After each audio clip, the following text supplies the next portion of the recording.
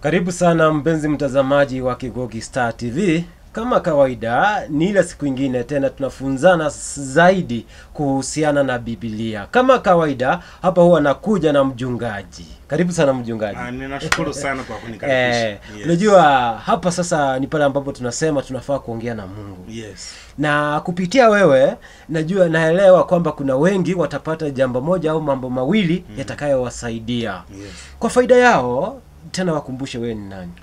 Kwanza ninashukuru kwa kunikaribisha katika station yetu ya Kigogi Star TV. Karibu sana. Na ninashukuru kwa kipindi hiki cha Bible Study ambayo station yetu ilionelea ni vyema tukuje tujifunze neno la Mwenyezi Mungu. Amen. Studioni ni mimi Pastor Eric Machuki wa Tambacha COG. Niko pamoja nawe ni kwa ajili ya kujifunza zaidi na neno la Mwenyezi Mungu. Karibu sana mpenzi wetu mtazamaji. Yes. Mwanzo hapa sasa Pastor Eric Machuki ndiye huwa anakuja na kila kitu ambacho tunafaa kukifahamu kuhusiana na Biblia. Mchungaji, Yes. leo hii sijajua umetuandalia nini. Asante sana. Leo nimekuja na mada ambayo ni mzuri sana na ni ya faida za sana kwetu sisi sote. Na leo nataka tukaweze kuzungumzia maombi. Amen. Prayers. Yes. Hiyo ndilo topic ambayo naomba tukaweze kuzungumzia siku ya leo. Na kifungu chetu cha kwanza ni kutoka kitabu cha Wathesaloniki wa kwanza. Mlango wake ni wa 5 ukianzia mstari wa 16 mpaka mstari wa 18 na ninaomba ukaniruhusu nikasome. Ndio mchungaji. Inasema, furahini siku zote, ombeni bila kukoma, shukuruni kwa njia kwa kila jambo, maana hayo ni mapenzi ya Mungu kwenu katika Kristo Yesu. Amen. Biblia inatuamuru ya kwamba tuombe bila kukoma. Yaani nyakati zote tuwe watu wa maombi. Maombi ikawe ichukue nafasi katika maisha yetu. Amen. Kila mmoja. Biblia inatuita tukaweze kuwa watu wa maombi. Ndio maana tumekuja na mada hii ya kwamba tujifunze zaidi kwa maombi, tuchue ni ya maana gani katika maisha yetu. Amen. Yes. Sasa mchungaji, tukizungumzia maombi. Yes. Haswa acha niseme kuna wale watazamaji wengine ambao hawaelewi ni nini maombi. Kwa kutufungulia, maombi ni nini? Ama maana ya maombi ni gani? Okay. Nikianza nitasema ya kwamba maombi ni njia moja ya kuzungumza na Mwenyezi Mungu. Na this is a universal way. Ya kwamba tunazo njia mingi tunaweza kuzungumza na Mwenyezi Mungu. Amen. Lakini zote zinaunganishwa pamoja kwa maombi. Maombi. Kama unataka kumwambia Mungu asante kwa yale ambayo amekufanyia, unamwambia kupitia maombi. Kama unataka kumuomba Mungu kitu, unamwambia kupitia maombi. Kwa hivyo maombi ni njia ya kuzungumza na Mwenyezi Mungu. Asante sana mchungaji. Yes. Na hapo ndio unajua maswali yalikuwa amenikujia mengi ukisema ni maombi. Sasa nilikuwa nauliza nafaa kumuomba nani? Lakini ushanilijibu, umeniambia maombi ni kuzungumza na Mungu. Yes. Basi kwa swali lingine labda haya maombi mimi kama Irioni nafaa niyafanyie wapi? Kabla nikaweze kujibu hilo swali, unafaa uyafanyie wapi ama mahali pa kuomba? Nataka nikaseme ya kwamba tunastahili kuelekeza maombi yetu kwa Mwenyezi Mungu jinsi nilivyoanza. Yes. Mungu Baba. Mungu Baba. Najua tuko na Mungu Baba, Mungu Mwana na Mungu Roho Mtakatifu. Maombi yetu yanastahili kuelekezwa kwa Mungu Baba, kupitia kwa Mungu Mwana, tukiongozwa na Roho Mtakatifu. Haya yote lazima yakaweze kuambatana matatu. Ya kwamba tunapoomba Mungu Baba, tunastahili kupitia kwa Mungu Mwana ambaye ni Yesu Kristo, na tukiongozwa na Roho Mtakatifu, si akili zetu ama mawazo yetu. Roho Mtakatifu akaweze kutuongoza. Kwa hivyo maombi bila Roho Mtakatifu, hayo si maombi, hiyo ni kelele. Haleluya. Sasa basta. Tukiongea hapo umesema lazima tumuombe Mungu Mwana, Mungu Roho. Tunastahili kuelekeza maombi yetu kwa Mungu Baba kupitia Mungu Mwana, tukiongozwa na Roho Mtakatifu Mtakatifu ndio tufike kwa Mungu Baba. Yes. Kwa hayo yameandikwa katika kitabu cha Waefeso 2 mstari wa 18 ama kitabu cha Yohana 16 mstari wa 23 mpaka 24 ya kwamba tuombe kwa Mungu Baba kupitia Yesu Kristo. Yes. Mchungaji, umesema tunafaa kuomba tumuombe Mungu Baba kupitia Yesu Kristo na Roho Mtakatifu. Yes. Basi kuna njia gani ama ni njia gani haswa mahususi ya kumuomba Mungu? Sasa mimi kama Irion nakuja nasema nataka kuomba Mungu. Nitaanza vipi ama ni njia gani? Nafaa niombe na sauti, nafaa niombe pole pole, na hapa pa kuomba hizi zote nafaa niombe wapi? Mahali pa kuomba.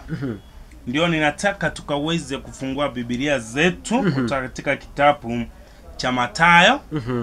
Mlango wake ni wa 6, tukianzia mstari wa 6 kuendelea chini, ili tukajue tunastahili kuomba wapi. Ya kabla tufike hiyo na tujue njia zingine za kuomba. Yes. Biblia inasema pali wewe usaripo kusali, yani hiyo ndio kuomba. Yes. Ingia katika chumba chako cha ndani na ukisha kufunga mlango wako usali mbele za Baba yako aliye sirini, na Baba yako aonaye sirini atakujazia. Mahali pa kuombea mara ya kwanza peke yako. Kwa chumba chako. Ama mahali uko peke yako. We have a private prayer and a public prayer. Yes. First, we have public prayer, ama private prayer and a public prayer. Private prayer ni ile ya kwamba unastahili kuomba ukiwa peke yako. Uko na jambo ambalo limekusumbua, unastahili kumwambia Mungu. Yesu anazungumza, anafunza wanafunzi wake kama watu, anamwambia wakati unataka kusali, enda kwa chumba chako, ufunge mlango na umuombe Mungu Baba, na yeye aonaye kwa siri atakujibu kwa wazi. Amen.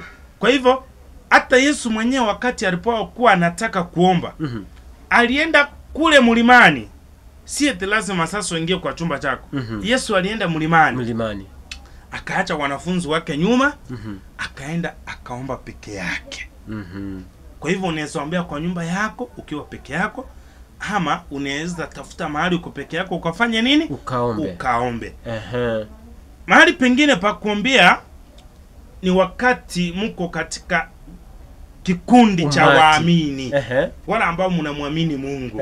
Mkiwa katika kikundi, maybe ni kanisani, ama mmekutana mahali mko pamoja, kikundi fulani, mnaomba kwa pamoja. Kwa hivyo tuko na maombi ya kibinafsi na maombi ya kuomba katika kikundi cha watu wengi, mahali kuko public kama kanisani na mikutano mbalimbali.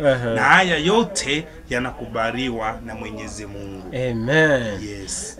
Mchungaji, kuna vile umesema nafaa kuomba nikiwa peke yangu, nikiwa public. Yes. Sasa njia za kuomba ni lazima nipige kelele ndio Mungu anisikie, ama nafaa kuomba pole pole kimoyo? Yes. Ama kuna tofauti gani kati ya huyu anaomba kwa sauti na yule anaomba kimoyo? Okay.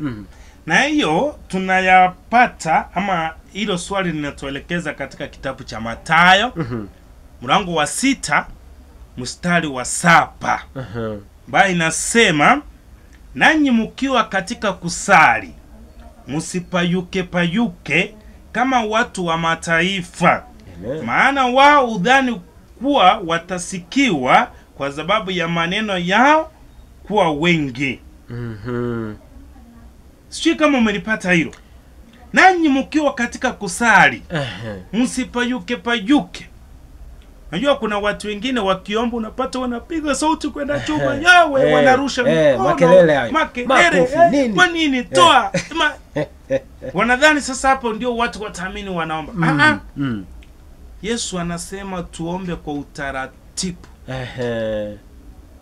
Nchi ambayo inafaa Tusio watu wa mataifa. Najua watu wa mataifa ni wale ambao walikuwa hawamwamini Mwenyezi Mungu, hypocrites. Hata ukiomba pole pole, si eti lazima uombe kwa sauti kubwa ndio Mungu akasikie. Hata ukiomba pole pole kwa moyo wako, Mungu anasikia. Mungu anasikia. Mwanzo wanasema aombaye kwa siri, Mungu atamjibu kwa wazi. Kwa wazi. Yes. Hata ukiomba peke yako kwa pole pole tu. Usiwe mtu wa kupiga kelele, unarudia maneno eti hiyo Yesu anakataa. Usiwe mtu wa kubayuka.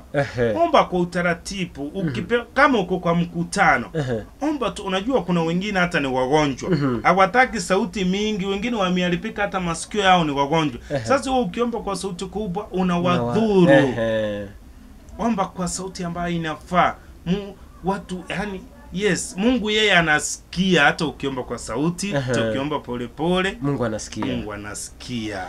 Mtumishi, yes. Hapo kwa njia za kuomba, nitakuja na swali langu. Ila kabla hapo sasa, nataka kwa sababu ni maombi, ni njia ya kuongea na Mungu. Mimi nafaa kuomba mara ngapi kwa siku? Okay. Unafaa kuomba mara ngapi kwa siku? Kwa siku. Naomba tukaende katika kitabu cha Zaburi. Zaburi, tuangalie Zaburi 55. Mlango wake ni wa 17. Ili tukaweze kujua tunastahili kuomba mara ngapi kwa siku. Biblia inasema, jioni, asubuhi na adhuhuri nitalalama na kuugua, naye atasikia sauti yangu. Amen. Kwa Kiingereza inasema, evening and morning and at noon will I pray and cry aloud, and he shall hear my voice. Kwa hivyo inatuambia nini? Tunastahili kuomba kila wakati. Kila wakati, asubuhi, mchana na usiku. Yeye ni mwaminifu, atasikia. Hatuna muda specific ni wa kuomba. Kila wakati tunastahili kuomba. Iwe asubuhi, iwe jioni, iwe mchana, tunastahili kuomba. Na hapo mchungaji, ukisoma kitabu cha Marko takatifu mstari wa kwanza, mlango wa kwanza mstari wa 35, inakuambia ati kuomba asubuhi, inazungumzia maombi ya asubuhi. Kitabu cha Matendo ya Mitume mlango wa 10 mstari wa 9, inazungumzia maombi ya mchana, adhuhuri. Na kitabu cha Mwanzo mlango wa 24 mstari wa 63, inazungumzia maombi ya jioni. Kwa hivyo watu waliomba kwa muda tofauti tofauti, na Mungu alisikia maombi yao na aliyajibu. So kwa hivyo unastahili kuomba kila wakati. Pastor, hapa sasa tena umenipa swali lingine ambalo alikuwa nami hapa. Umesema asubuhi naombea kitu fulani, mchana niombea kitu fulani, usiku niombea kitu fulani. Kitu nafaa kuomba asubuhi, sitakiomba usiku? Unajua wewe ndio unajua haja ya moyo wako. Biblia inatuambia Ana alipokuwa anaenda kanisani kila siku, alikuwa anaombea kitu moja tu. Mtoto. Akienda, Mungu nipe mtoto. Wewe ndio unajua haja ya moyo wako, unahitaji nini. Unaweza ombea hiyo kitu kila wakati hadi Mungu akakujibu. Amen. Yes. Basta kwa sababu tunastahili kuambia kitu mara moja umaliza, hapana. Basta kwa sababu ya muda, naona muda wetu umeenda sana. Yes. Na hii Bible study imekuwa tamu sana. Yaani sijui muda unaendaje. Ila kabla tutoke, kuna swali yenye nikwambia niko nayo la mwisho. Kuna hii njia za kuomba. Ukaniambia naweza kaa niombe nikiwa peke yangu, ama niombe kwa sauti ndogo, ama kwa sauti kubwa, kulingana niko wapi. Sasa kuna ule utaratibu wa kuomba. Watu wengi hawajajua kufanya maombi.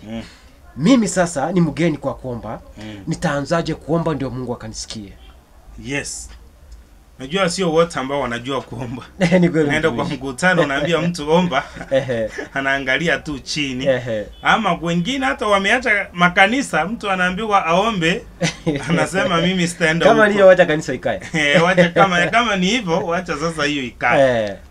Yesu amepeana utaratibu wa kuomba na umeandikwa katika Biblia. katika kitabu cha Mathayo 6 Ehe. mstari wa 9 hadi 13, Yesu ametuambia jinsi tunastahili kuomba. Ehe. Na hiyo ndiyo njia tunastahili kuomba sisi kama watoto wa Mungu. Ehe. Na ninaomba nikasome vile Yesu ametuamuru tukaombe. Yes. Kitabu cha Mathayo 6 mstari wa 9 mpaka 13, ambayo inasema, basi nyinyi salini hivi: Baba yetu uliye mbinguni, jina lako litukuzwe, ufalme wako uje, mapenzi yako yatimizwe hapa duniani kama huko mbinguni. Utupe leo riziki yetu, utusamee deni zetu kama sisi nasi tunavyowasamee wadeni wetu. Usitutie majaribuni, lakini utuokoe na yule muovu, kwa kuwa ufalme ni wako na nguvu na utukufu hata milele. Amina. Hiyo ndio utaratibu Yesu ametupea wa kuomba. Lakini pia kama uko na haja ya moyo wako, unaweza muomba Mungu utamuke hiyo shida yako, na Mungu atakujibu. Amen. Yes. Mtumishi, kwa sababu ya muda naomba tu tukate kipindi. Yes. Ila kuna wale ambao wangetaka uwaelekeze kwa maombi kando na hiki kipindi. Kuna vile wanaweza kupata labda njia ya simu, mitandaoni. Kama uko na mitandao basi waambie wenye watakufuata. Asante sana. Kwanza ukitaka kunifikia kwa maombi ama kwa ushauri fulani, mitandao ya jamii Facebook unaweza nipata Shepherd Eric. Namba ya simu 07 93 88 52 30. Nikaweza kurudia 07 93 88 52 30. Utanifikia. Amen. Acha tuseme kwa leo enyewe lesson imekuwa tamu sana na muda wetu umeyoma sana. Acha Mungu wetu awabariki, awajalie neema na afya nzuri, tupatane siku nyingine kwa mada nyingine. Ila fanya maombi. Maombi ndio njia ya kuongea na Mungu. Ama namna gani? Ndivyo. Asante sana mtumishi, na karibu tena. Ninashukuru sana. Asante.